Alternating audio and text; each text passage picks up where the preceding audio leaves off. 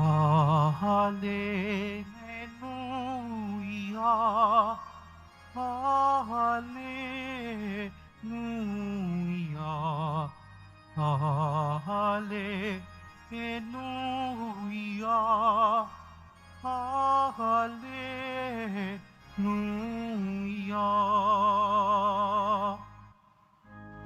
Bagamat siya'y anak ng Diyos, natutuhan niya ang tunay na kahulugan ng pagsunod sa pamamagitan ng pagtitiis.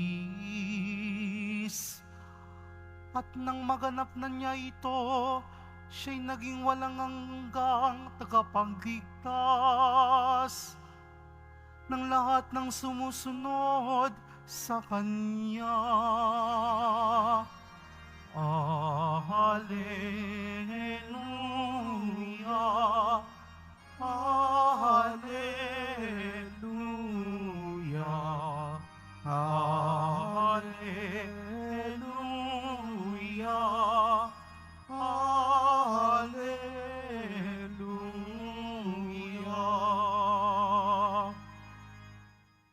Sumainyo ang Panginoon. At sumayo rin. Ang pagpapahayag ng mabuting balita ng Panginoon ayon kay San Marcos. Papuri sa iyo, Panginoon. Samantalang sila'y kumakain, dumampot ng tinapay si Jesus at matapos magpasalamat sa Diyos ay kanyang pinaghati-hati at ibinigay sa mga alagad. Kunin ninyo, ito ang aking katawan, wika niya. Hinawakan niya ang kalis at matapos magpasalamat ay ibinigay sa kanila at uminom silang lahat. Sinabi niya, ito ang aking dugo ng tipan, ang dugong mabubuhos dahil sa marami. Sinasabi ko sa inyo, hindi na ako iinom ng alak na mula sa ubas hanggang sa araw na inumin ko ang bagong alak sa kaharian ng Diyos.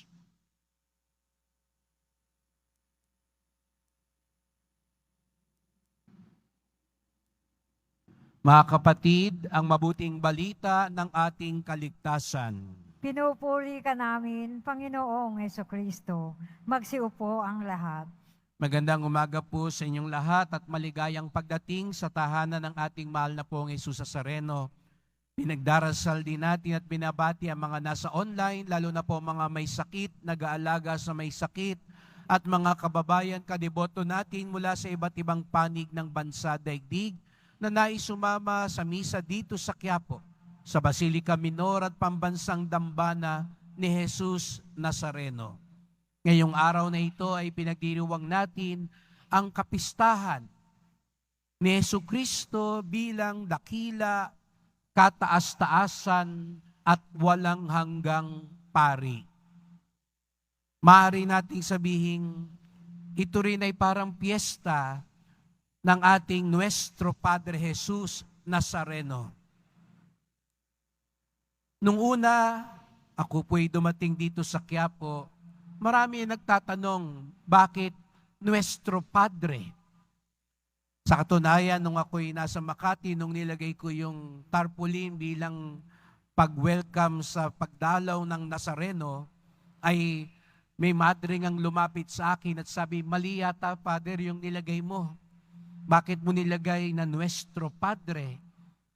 Sapagkat ang ating Ama ay ang nasa langit. Si Jesus ay hindi natin Ama.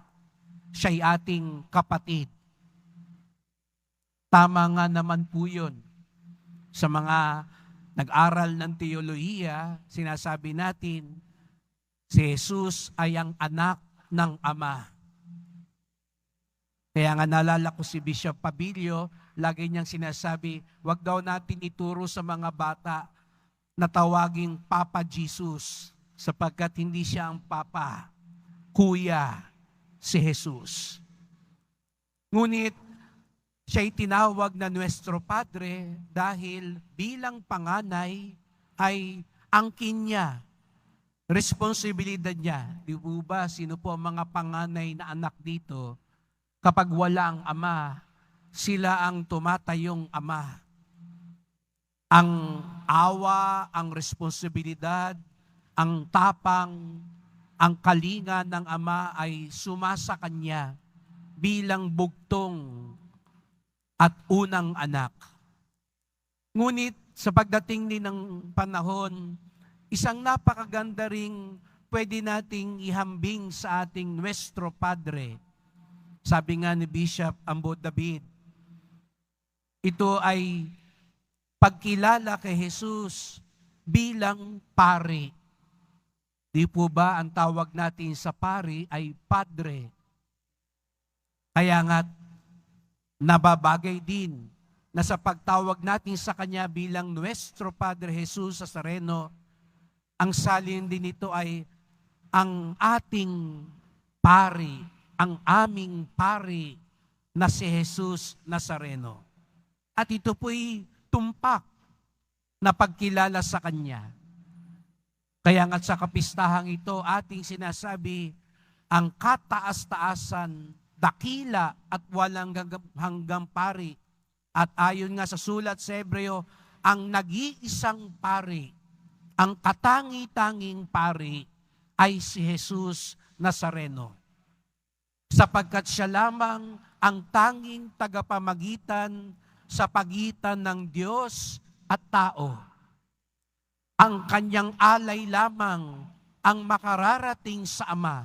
Opo, maging ang dasal ng mahal na ina, San Jose at lahat ng mga banal, ang lahat ng mga ito.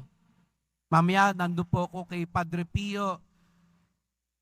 Maging si Padre Pio na alam natin, mapaghimala, malakas, sa kapangyarihan sa dasal, ang lahat ng dasal ng mga santo, maging ng mahal na Birhen, ang lahat ng iyan, dadaan kay Jesus Nazareno. Sapagkat tanging si Jesus Nazareno lamang ang makapag-aalay ng lahat sa Ama. Sapagkat siya lang ang tagapamagitan ng Diyos at tao. Ganoon ang kapangyarihan ni Jesus. Kami pong mga pari, nakikibahagi lang kami. Tayong lahat, nakikibahagi lang tayo.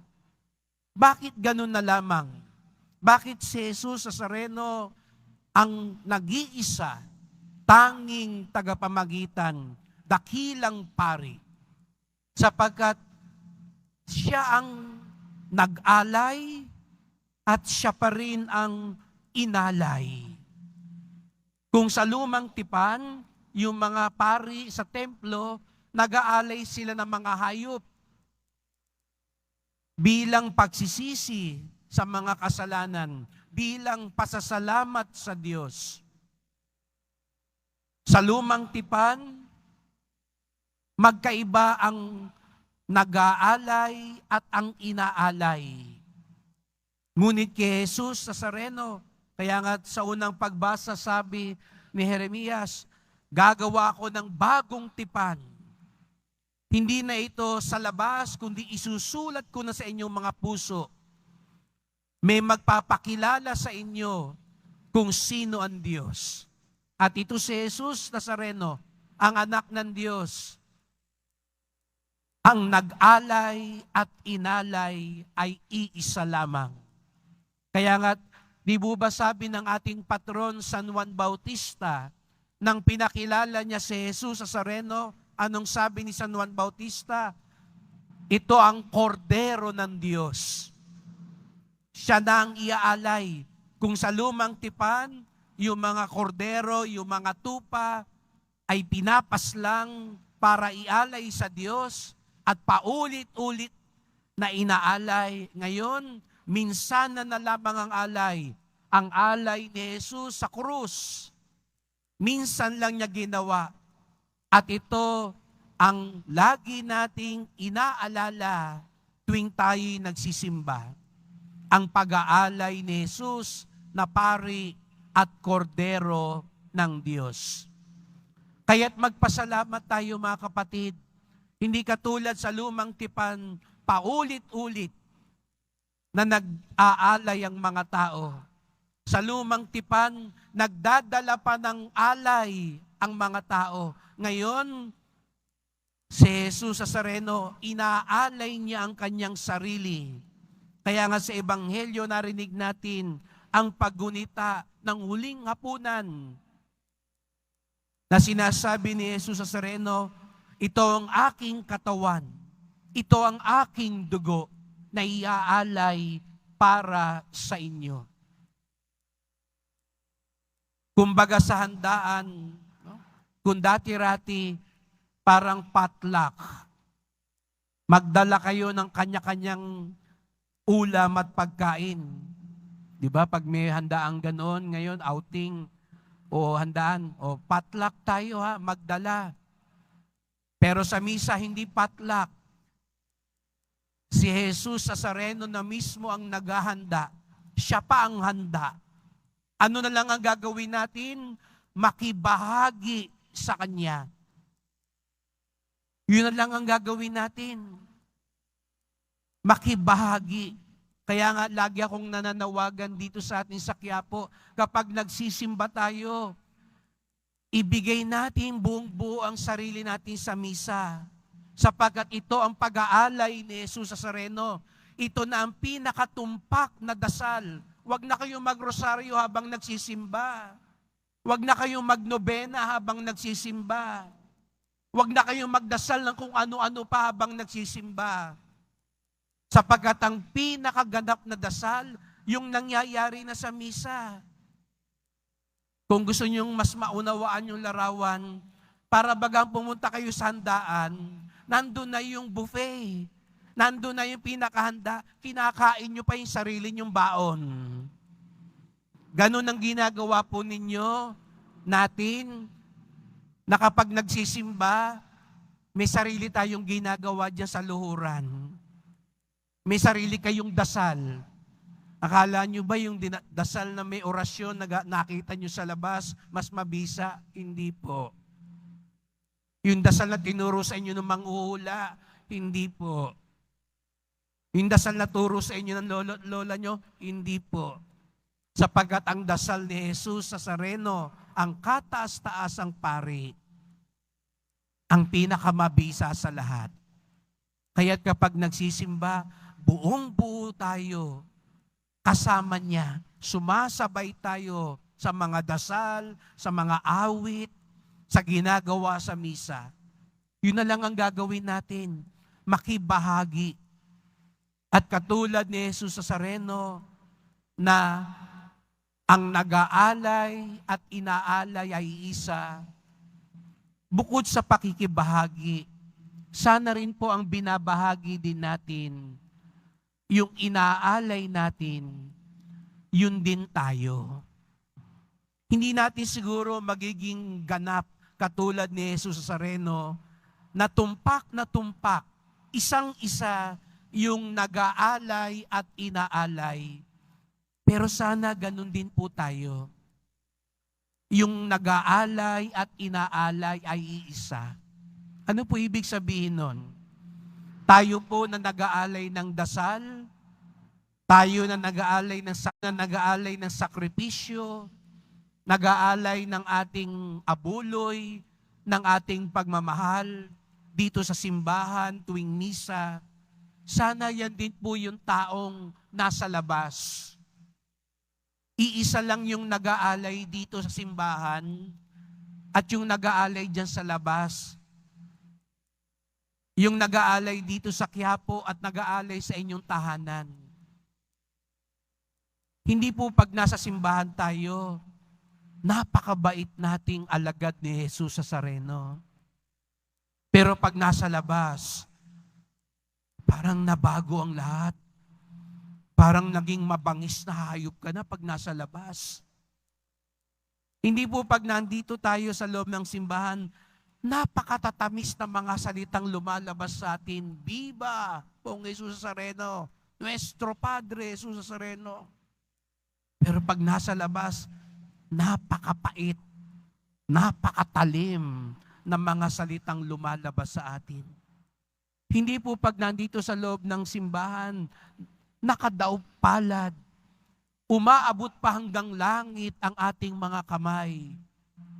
Pero paglaping sa labas, baka kung ano-ano ang kinukupit, ano-ano ang ginagawang pananakit, panunuhol, pangunguha ng mga kamay ding yan. Sana po, yung nag-aalay at yung inaalay, iisa din. Sapagkat ito ang tunay na pakikibahagi kay Kristo sa ating Nuestro Padre Jesus Nazareno, ang dakila, kataas-taasan, at walang hanggang pari. Kaya't sa misang ito, magpasalamat tayo sa Kanya. Siya na ang nag-alay, siya pa ang inaalay. Siya ang ating tagapamagitan sa Diyos Ama. At sana tayong lahat tunay na makibahagi sa pag-aalay ng ating Panginoon. Tunay na tumulad sa nag-aalay at inaalay ang ating minamahal na Nuestro Padre Jesus Nazareno.